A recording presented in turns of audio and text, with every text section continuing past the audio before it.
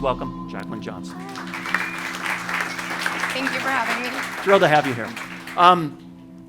What is No Subject, first of all? Tell me about your company and create and cultivate your event. Perfect. So No Subject is, as you said, a creatively driven marketing influencer and events agency. We focus primarily in the digital space, in the beauty, fashion, and lifestyle realms, but we also work with a number of startups and technology companies.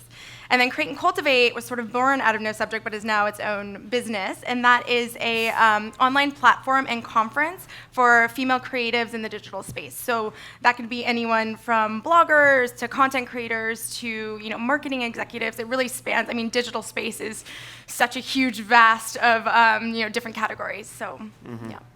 Let's talk about that, because this crossover between categories, you're very indifferent to silos, from what I can tell. Talk to me about why that is and how you grow an event or a happening and how you do it across platforms. Yeah, so Create and Cultivate started as a really small kind of experiment where we would just bring 50 creatives out to initially Palm Springs and have different thought leaders, bloggers, entrepreneurs kind of talk about their experiences and what they've learned, what they did, and it really took off. And it really started as a way for us as an agency to kind of meet with these bloggers and influencers to work with them for our clients, and then it just turned into like this rabid community that was like, when's the next one? Who's speaking? What's going on? And so we started to realize like there is a hole in the market to get offline. I think everyone is connecting online. We're liking Instagram posts, we're connecting on social media, whatever it might be.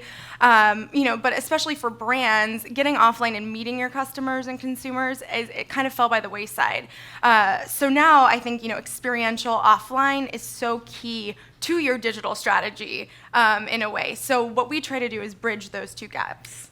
We need to just dwell on that for a second, because that's kind of not the opposite of what we hear all the time, but we're so obsessed on digital strategy, Totally. We forget that in a lot of cases, a lot of the brands in the audio space are local brands. They live in local markets, and local markets are to have experiences in those local markets makes a lot of sense. Yeah, and I think, what I think people miss is with offline marketing events, conferences, whatever it might be, there's such an opportunity to create so much content that can then live online and like really feed your content strategy for the end of the year. So, I think what we do in terms of events is not, a cocktail party where you're not really sure why you're there or who you're there for, but really digitally enhanced events where we're creating ongoing content, making sure the message is being delivered throughout the event. After events, we report on, the impact of the hashtag, who attended, what content they created. And then on our side, creating video content and imagery from these events that can then live on online.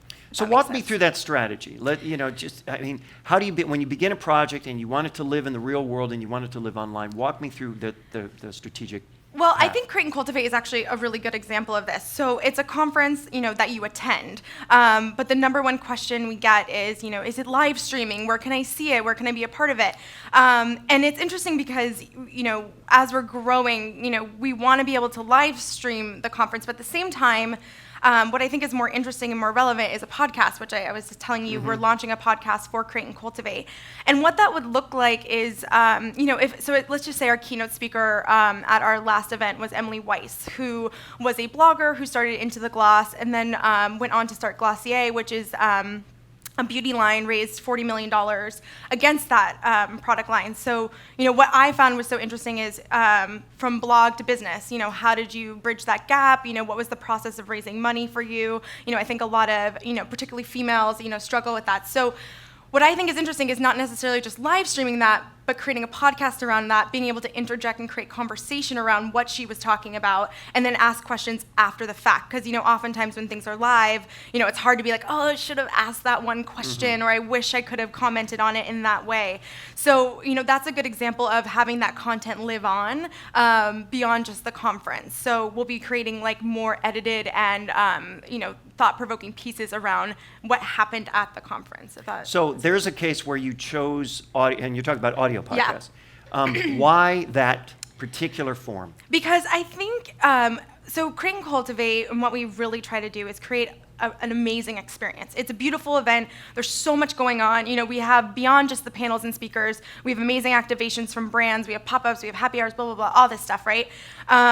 I think you lose that in just seeing it on video. I think, if you're someone sitting in Omaha, with the event going on in Chicago or LA or whatever, yes, I think it's interesting, but I think you're missing the experience. What I think is more captivating is hearing it post with a little bit of editing, a little bit of conversation around that, where you feel like you're actually getting something of quality versus like just kind of seeing, what's happening at the conference, not being there, feeling sort of left out of that situation. So I think it provides a better audio experience personally than a visual experience in terms of video. So you're saying that it's a more intimate, deep experience. Exactly. Audio is. Yeah, exactly. Because, when you're on a panel, like for right now, I might look back in 5 minutes and be like, oh, why did I say that? Or, or someone's like, oh, I wish I would have chimed in and said this. So that gives you that opportunity after the fact to kind of cultivate the conversation a bit more. How do you work with your clients for audio? How do you work with audio with your clients? Yeah, I think, there's a lot of different ways we work with our clients in audio. I think first and foremost, we do a lot of panels for our clients. Like, for instance, we just did something for Westfield in Chicago where we had Louise Rowe, who's a stylist, interviewed by the Every Girl, which is a digital platform. And she had great sound bites throughout the entire thing. And so what we did for that, which was kind of interesting, is we made amazing quotes out of all of those. And we're using those for content now. So while you're listening to whether it's, audio and they're trying to grow their Instagram platform, we can take that audio and turn it into something visual. So I think that's a lot. You took the quotes and turned those into something visual. Exactly. So I think a lot of what we do is take that kind of moment in time and make it either, depending on what their strategy is, if it's Periscope, a live stream, if it's Instagram, a visual, we can kind of work with those different things. And so you're really indifferent to platform, aren't you? Yeah, I think there's so many platforms, YouTube, Periscope, Meerkat, are you on Snapchat? There's so much that I think, the people who are doing the best job are creating content specific to those platforms and those audiences versus blasting a one-note message across all of them. Okay. Now, how do you make the choices then with that incredible feast? Amount? Yeah, I think, it totally depends on your company and your brand strategy. I think for fashion and lifestyle, obviously Instagram is a home run. For comedy, the Vines, the Periscopes, Twitter, huge market for that. Like you said, radio, Twitter. For the last one, television and Twitter. I think know your market, know your audience. I think the biggest mistake is having someone being like, we need to be on every single platform. Like a new platform emerges, we're on it. I think it's more about being specific and doing a great job in terms of content specific to that platform. But at the same time, being mindful that if I tailor this content a certain way, I can use it in a manner that fits another platform, like the Instagram example. Exactly. That's really interesting. Influencers are a big part of what you do. Yes. My experience has been that, from a social media standpoint, I can have someone, tweet out something about what I do, and it may reach, a handful of people. But if someone has a tremendous following or a rabid audience, and they tweet out something, it can magnify the message 100 times what 100 smaller people do. So talk to me about who influencers are and why they're important. Yeah, so influencers are a really hot topic right now, and I think everyone gets kind of hung up on bloggers being influencers, celebrities being influencers. I personally come from the space where I think anyone with an audience that cares about what they're saying is an influencer. So, if there's an Instagrammer that, let's just say, has 15,000 followers, and then there's an Instagrammer who has 5 million followers, if those 15,000 followers live and breathe what that person says and really cares about what they say, they are more apt to buy something than the person with 5 million followers. I think it really is quality over quantity in that sense. So, influencers are just, part of the word of mouth ecosystem. They're part of the recommender strategy where, you see, an item, a product, a brand enough times that you start thinking, well, I'm going to do that or I'm going to buy that. How important is the recommender strategy? I think it's hugely important, personally. I shop based off Pinterest and Instagram. I buy most of my products from recommendations of bloggers and influencers and celebrities, whatever it might be. I think it's not your only strategy. I think it's tied to a bigger digital campaign. I don't think, paying Kim Kardashian or whoever it might be $50 million to tweet your product is gonna kill it. It might, but I think it really is about diversifying your portfolio with influencers, having a really strong campaign to back it up. and making sure that that process of once a consumer sees your product in the hands of an influencer, getting to your site, purchasing it, downloading it, whatever it is really seamless. How do you find influencers? Yeah, so it's a lot of research. I think, what we do is really interesting because we span so many categories. So we have influencers in the snowboarding space, influencers in the food space, influencers in the fashion space, influencers in the design space. We really span a whole bunch of different markets, and like I said, they're all on different platforms. So it's not just the Instagram, it's the blog, it's the podcast, it's all these different sort of mediums, and we just have a massive database, and we work with brands to find those people and reach out and create authentic relationships and make them ambassadors for the company. But there's new people every day. You really have to keep up with it, and there's people who But how do you find them? Just straight research, just literally looking, kind of following, see who other people are following, what's going on, where the conversation's happening. It really is just, good old-fashioned research. Okay. Let's talk about millennials. That's a topic that hasn't come up much in this conference, and it's only the most important thing ever because it is the future of everything. Yep. What do marketers need to know about millennials that maybe they don't know or that they assume wrongly? Well, I think millennials are really smart. They are very aware of advertising. They're very aware of sponsorship. And, I think what's interesting is there is like this weird backlash with that. So if people are like, oh, this post is sponsored, millennials get really upset for some reason. Like they're just like, oh, you're like tricking me, or this is advertising. And I think what's interesting about millennials is you can really be transparent and have fun. I don't think you need to be super serious about your campaigns or whatever. I think they're really open to having conversation. I think they like when brands take risks.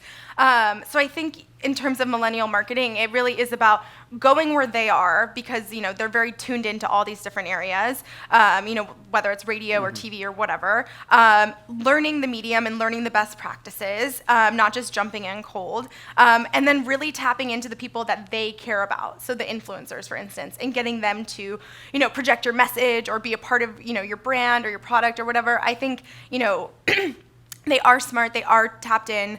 It really is about staying on that level with them. A lot of social media activity in the audio space is self-promotional. You have talked with me before that a lot of what you do is based on storytelling, and I wonder what's the difference between social media efforts that are designed to be self-promotional and social media efforts that are built around storytelling. Yeah, I think that's a huge mistake a lot of people make. Is like, we'll just talk about what we're doing all the time. We'll tweet out, we're here, we're totally. Here. I'm doing this, I'm doing that. Look at our new product, whatever. Which absolutely should be part of the strategy. But what I think is more interesting is creating lifestyle-focused content around what your demographic is interested in. So if you are, talking about swimwear, talking about the surf of that day, talking about, different competitions, different, whatever it is, like, ways of surfing, different, all that kind of stuff, getting into the lifestyle focus. Also, I think mentioning other brands, like everyone's like, no other brands on our page, we're just talking about ourselves. Bringing in other brands, I think, is a huge asset. Strategic partnerships, I believe, are like the next wave of marketing. Collaborations, like-minded brands who have an audience that's similar to yours. That's the fastest way to grow your audience is by bringing in other partners. And it doesn't feel like you're talking about yourself all the time. I think oftentimes with social media, everyone thinks they're broadcasting a message, but what you're really doing is creating a conversation. So, don't just post it, leave it, here's what I'm doing, hope you like it. I think it's more about, hey, here's what I'm thinking about doing, what do you think? Or, hey, this is cool and I thought you might like this. Be useful. I think that's like the number one thing I would recommend. So what are the steps to build that kind of strategy? When you go in with a client, how, to walk me through the bullet points. Yeah, so I think, first and foremost, we figure out their demographic and what their demographic is into. We target the key categories that they might be, interested in, whether it's like a podcast community, we really want to get into, styling or whatever it is. And then we sort of nail down the key brands who are maybe killing it in that space that are adjacent to their brand. So if it's a beauty brand, a fashion brand that they could partner with. Nasty Gal is a good example of that. Right now they're doing a pop-up with Glacier, which is Emily Weiss's company. Two companies that have the same exact audiences, but maybe a little bit different, combining together to create a bigger audience for themselves and a little bit of buzz around their businesses. So then we basically create a content strategy tied to that. So a content strategy would be what you're posting on your Instagram that month, what you're posting on, your Meerkat, your Vine, your, whatever it is, and then tailor that content specific to those platforms, and then start brokering those strategic partnerships. So whether they live offline or online, how can we use those to cross-promote each other and grow, our respective networks? And to what extent is success defined by, some linkage to sales, and to what extent is it defined by other metrics? I think it totally depends on the brand. Some of our clients come to us and say, our goal is to capture 10,000 emails. Great. So we just devise a strategy all about email and data capture. Our goal is to grow our Instagram by 10,000 people. Great. We will, create a strategy all around Instagram. Our goal is just straight buzz. We want to be everywhere, and we want everyone to see us. We want impressions, hashtag impressions, whatever it is. We can create a strategy around that. I think it's really about honing in on your business goals. So if sales is one of them, we can hone in on a product and really push that product via all the channels. So I think it really is, I think everyone wants a one-size-fits-all. Like, we want all of those things, of course. But I think what's more interesting is being very specific about your goals and creating strategies for, one subsect of those, and then changing it up every quarter or every month. What are some things we get wrong about social media? When you see big fails, what characterizes them? I mean, I think number one is not responding. I think, when there's controversial things, people post things, people mess up, happens all the time. I think big brands are like, whoa, let's just be quiet about that. Like, that never happened. And then, of course, the Jezebels, the Gawkers, everyone's on top of it. They're like, they didn't respond. Look at this, it's awful. I think respond, own up to your mistakes. Be funny about it, if it requires you to be funny. I think, that's one of the things that ties back into the millennial marketing is we don't like when people, pretend things don't happen, gloss over it. Controversy can sometimes be a good thing, I think it's just about handling it in the right way, continuing the conversation, and opening up the pathways for, your audience. Jacqueline Johnson, thank you so much. Thank you so much.